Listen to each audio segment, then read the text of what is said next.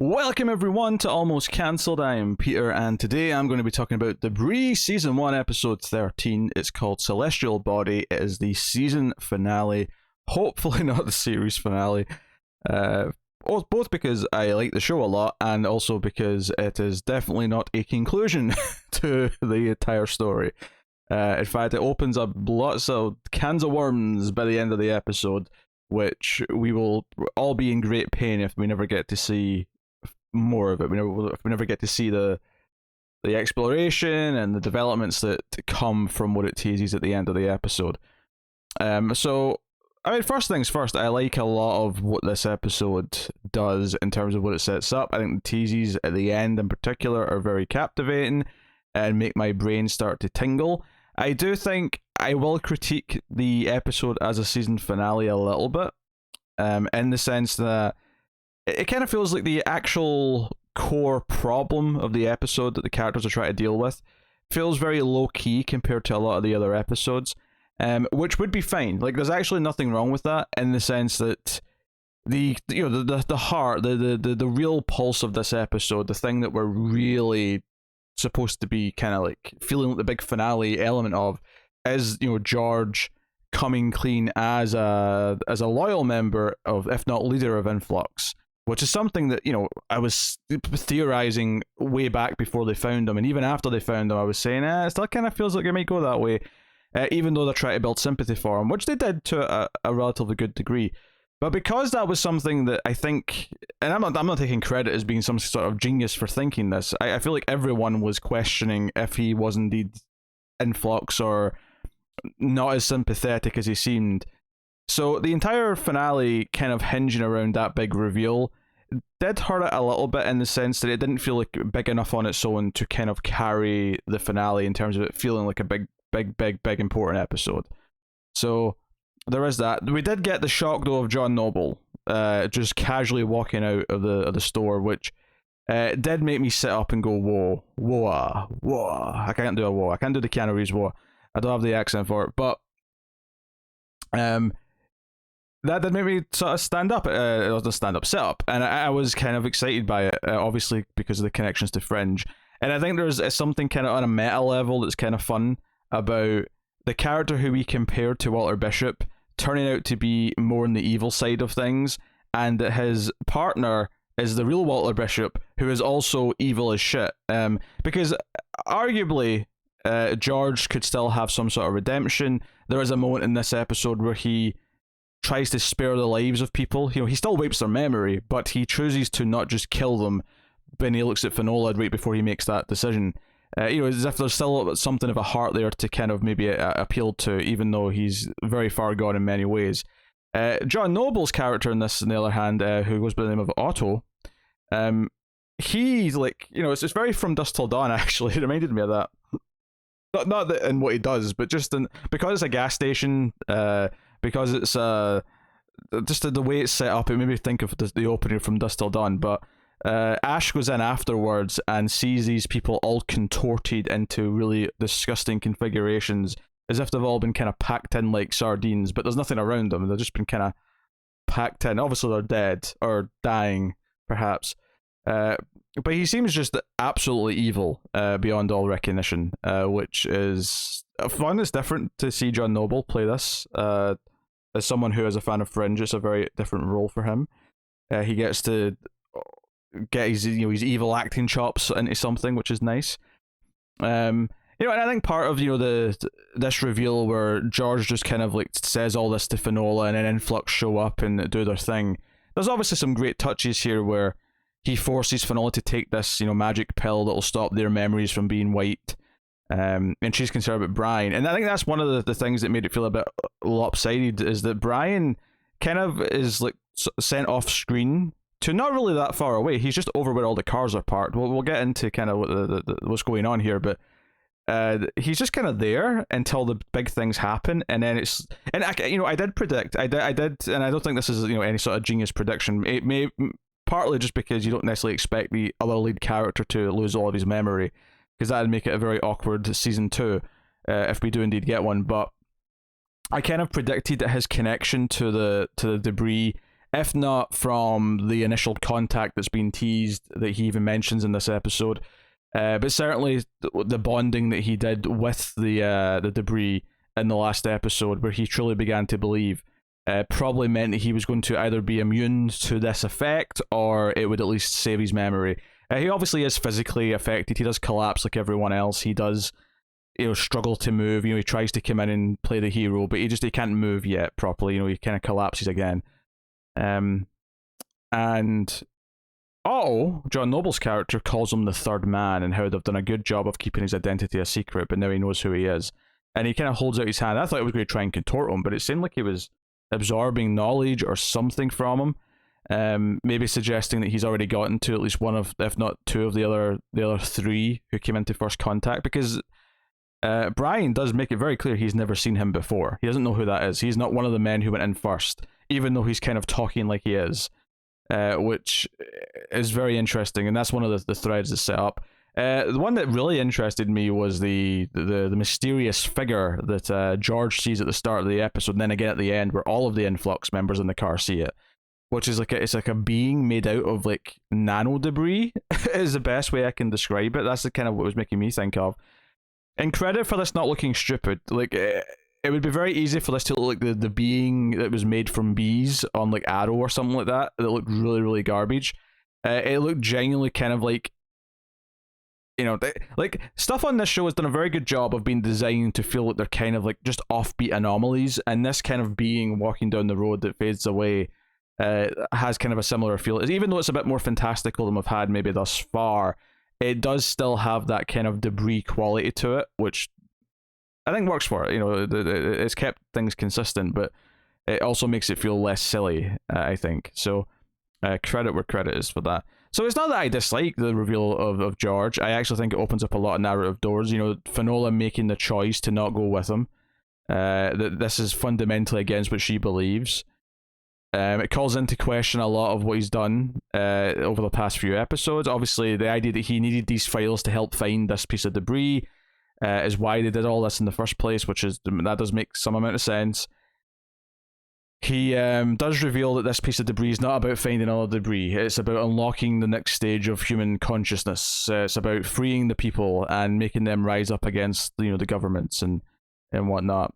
And there is some obviously sympathetic notions in that. The idea of it not just being government controlled, that this should not be stuff that's used to further strengthen the powers of the world. It's hard not to agree with that part of it, but of course, they are killing a lot of people to do it. They're being very vicious. They feel like terrorists rather than, rather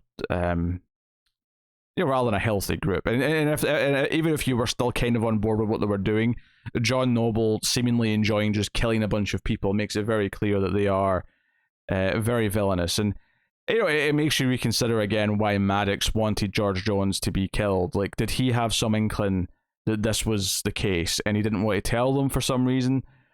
Because Maddox's plot in this episode very much further tries to solidify that we should feel some empathy for him, and that everything he's trying to do is give his wife some closure after the accident that caused their son's predicament. And they teased out the episode that she is going to commit suicide. She is looking at the pills. It kind of plays it like she might have done so when Maddox returns after getting the debris. But as kind of predicted, and again, this is one of the reasons why a couple of the things, they work well enough in the finale, but they don't necessarily make you go, ooh, or oh, that's how they're spinning this, or they're doing something like a level beyond of what you thought. I think this, to a lesser extent, obviously the bigger one is the George Jones stuff, which was just kind of, naturally kind of coming. But, we've been saying, oh, yeah, he's getting debris to help his son in some way. And maybe the slight twist is that it's more about helping his wife than it is about the son. Although I'm sure it's a little column A and a little column B. But the teases of her committing suicide, I don't know how I feel about that. I think on the one hand, if they'd actually went through with it and she died, it would have, made more sense to me, because it would have been this tragic thing where he almost did the thing to help his wife. And maybe the lesson he had to learn was that he had to be more open about what he was doing with her to actually, if he hadn't kept it this surprise, maybe she would have had this strand of hope or something, or just communication is healthy. There's something like that where, but because it's more of a tease that she almost did, it almost feels a little bit manipulative just to try and make us care about how she feels. Because ultimately, she's not really been a character up until this point. She's just been a character or a tool in Maddox's plot. And to an extent, she still is, as is the son. It's all about making us feel something for Maddox other than he's the shady villain. And, you know, Finola and Brian seem to be of the opinion they have to tell Maddox everything now. You know, what this is doing, they've essentially just inadvertently helped Influx like get a dangerous piece of debris. So now they have to come clean with Maddox. And maybe this plot with Maddox is to let us know that, hey, maybe that's not such a bad idea either. Like, not just because he's the opposing force to Influx, because maybe he's actually, as shady as he appears in places, he's actually doing things for fairly noble reasons. Not John Noble reasons, but noble reasons. But yeah, if it's not, there's nothing I would say overly bad about it either. It's kind of this thing, much like the George reveal, where it makes sense, it's doing what I expect it to do, and it serves a function, and the function is fine. But I think the reason why this episode maybe isn't as great as a lot of the episodes in the middle of the season is because it's not like sparking my imagination with the main reveals and the main plot in the way that it did before. It's mostly just kind of paying them off in ways that are fairly predictable. And predictability is not necessarily a bad thing. Predictability usually means that the threads were there, that the seeds were planted, and that it's not just coming out of the blue for no reason, which can just be like shock value nonsense if done in that way. But I think what's so great about some of the episodes in this show is that they've been able to get the point across that was maybe the obvious point that it was going to make, but it does it in a really inventive way, or it uses its mechanics of the technology and the science fiction to tell the story in a way that gets to the heartwarming point, but gets to it in a way that's not in a way that you expect. And it sort of sparks your imagination along with your hope and empathy and all the things that go with the characters. So don't take this in any ways that I don't like the developments that happen here, because I actually do. You know, the status quo that they've set up here, where this being is seemingly chasing Influx, and they're all very suspicious and nervous about it. Like, it feels like George has to be on the move. Like, he can't stay in one place for too long. Something from the debris is trying to police what they're doing. At least that's what I took from it. And don't worry, we're getting to the crazy stuff right at the very end. We're getting to that. But, you know, and Brian and Finola being in this new place where they've essentially had this huge fail. Like, you know, and they do the thing early in the episode where Brian brings up the concern, like, you know, it's not that he even suspects that her father might be evil, but he says to Finola, like, you know, he's been very foggy with his memory. He's not been entirely sure what he's doing a lot of the time. Is it entirely possible that we shouldn't just be relying on him as the sole brain that is driving everything we're doing? A very valid concern, even without the sort of the betrayal element of it. I do wonder if that's the sort of thing where it introduces that just in this episode a little bit too on the nose right before the reveal happens. Like, maybe this concern would have been better brought up a few episodes ago, and then this could have felt like nice payoff to it, rather than feeling like they're just shoving it in at the last minute before it happens, and it feels like, oh, okay, so you kind of teased that earlier in the episode. Likewise, I think the opposite's kind of true for the Maddox stuff, in the sense that it almost feels that they were building that stuff up too early in the season. And while I appreciate the long-term plan, it does kind of feel like it felt like if you're going to be building something all season, it should feel bigger than it does, you know, when you get to the end. And I don't know if the payoff to Maddox's plot felt worthy of a whole season of build-up. You know, I think they started teasing him trying to get this debris back in like episode 3, and that's very early. It also teases that he might have switched the agent that he's talking to, because he's like, yeah, I can't let you leave with that debris. That, you know, ultimately I was always going to double cross you because I can't let that debris go. I can't let that go to another country. So it seems like he's going to offer for her to jump ship, and like, she doesn't have to go to prison, she doesn't have to do whatever, like, she can become a member of their team.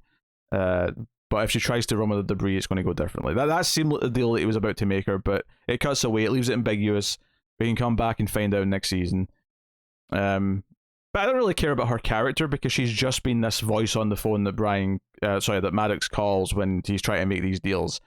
Right now, there's not enough reason to care about her as a character yet. So we'll see where that goes potentially. You know, I think that's the ultimate. Joe, this reminds me a lot of. It reminds me a lot of. Joe, maybe it is worth comparing this to Fringe in a way, because Fringe's season 1 finale had the big reveal at the end, which was kind of like mind blowing. But most of the finale was mostly just kind of like, yeah, okay, this is serviceably tying things up. You know, lots of great shows, season 1 finales kind of feel that way. You know, Buffy's season 1 finale just kind of felt like, yeah, that was a solid, you know, way to tie everything up. But it wasn't necessarily this huge grand payoff. It was like, it was the seeds that everything was been planted for the next season that really kind of, you know, fostered it. I think it's a credit to the show that it had so many standout episodes in the mid to late first season. You know, that 2-part time loop episode, if you can even call it that. The episode right before that was great as well. The season's had a lot of phenomenal stuff that makes me so excited for where it can go and what it can do. The finale, by comparison, just feels like it's a fairly solid, just tying up and setting up these things, without doing any of it spectacularly. It just sort of like doing a decent enough job at it, without maybe the core thing as a through line to really make it all sing. That said, though, the final scenes that tease something else that's huge are kind of a big deal.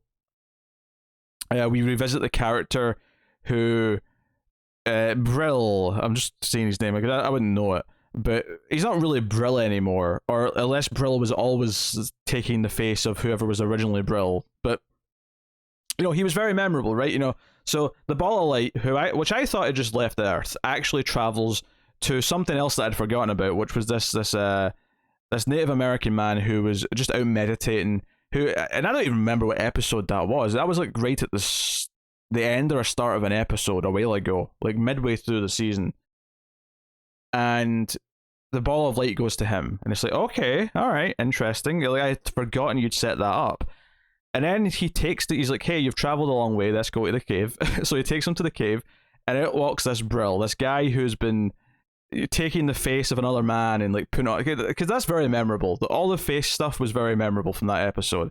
And again, it makes you think a little bit. Like the threat of that episode, if you remember correctly, that episode, that was when they just got George, and they were going to this man to give George to him, right? To sort of like avoid taking him to the CIA.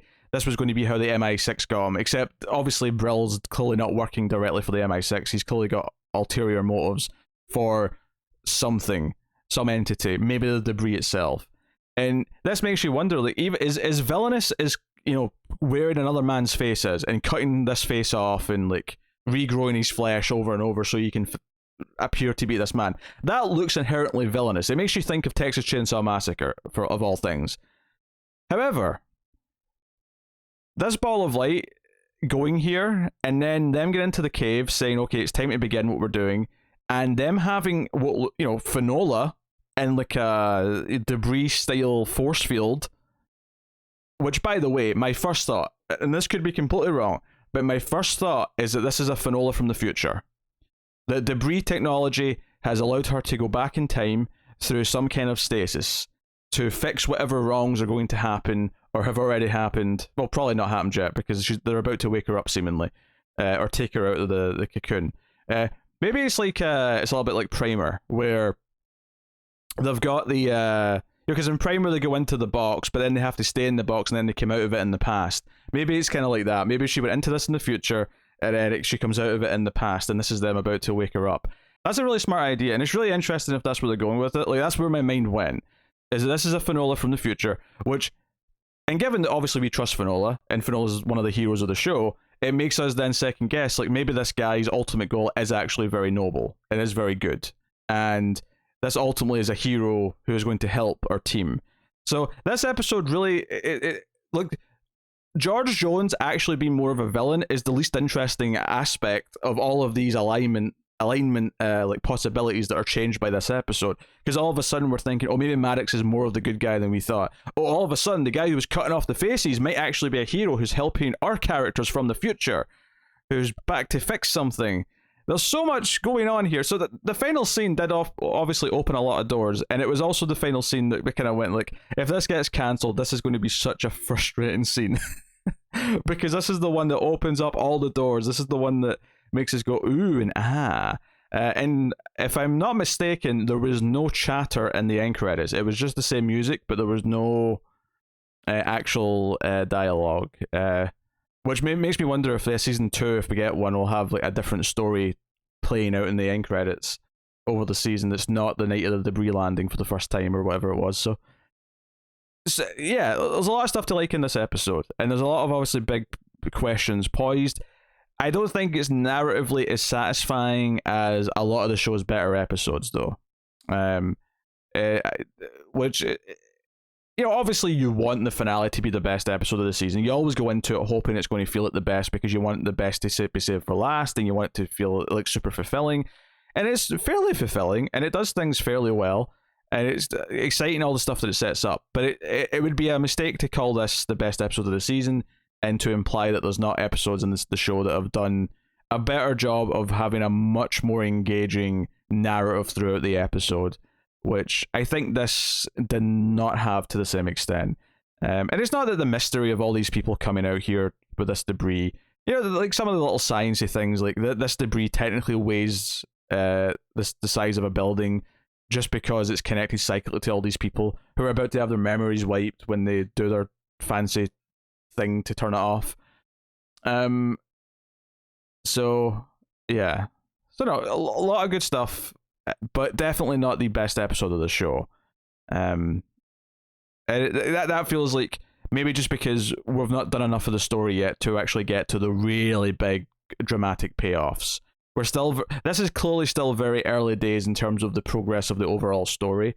So here's just hoping they get to tell that whole story, and yeah, here's hoping for season 2. So, hey, I hope that didn't sound too negative, because I don't want to be too negative on the episode. It's just because there's a lot of good stuff in there. It's just not the blow away finale that maybe you hope for sometimes when you get a finale episode. But yeah, John Noble's exciting. Finola possibly from the future to come back and help is exciting. Lots of interesting stuff. So we'll see how it goes. But there you go. That is my thoughts on the Debris finale. Hopefully this is not the last time I get to talk about Debris, because I like the show a lot. So let me know what you thought of the finale and everything that was teased and held within in the comments below. It does help a lot if you comment, as well as liking and subscribing. I know every YouTuber always tells you to do it, but it is how the channels grow and find more audience members, so please do. You can also, of course, support us over at patreon.com/MailerFuzzTV for as little as $1 per month and get some bonuses for your trouble. So if you want to help all the content continue to come, that was a weird way of phrasing that, but you can go do that at Patreon, so go and have a look and see if you're interested.